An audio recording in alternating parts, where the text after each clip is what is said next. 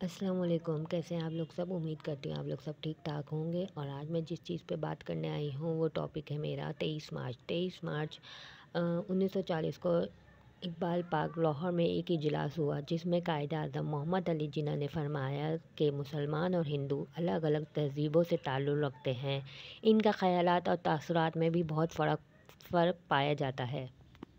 23 مارچ کا دن پاکستان کی تاریخ کا وہ سنہری دن ہے جس کو کوئی فراموش نہیں کر سکتا۔ 23 مارچ کو اس تاریخی اجلاس میں شیر بنگال فضل الحق نے قرارداد لاہور پیش کی، جو کہ اب قرارداد پاکستان کے نام سے منظور ہے۔ اس قرارداد میں منزل کا واضح مشہور دیا ہے اور 7 سال بعد پاکستان وجود میں آیا۔ 23 مارچ کا یادگار دن جو ہمیں پاکستان کے طور پر مناتے ہیں۔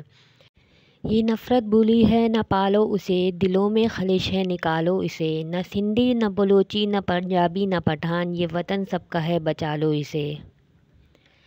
اللہ پاک سے دعا ہے کہ ہمارے ملک کو ہمیشہ قائم دائم رکھے، آمین ثم آمین۔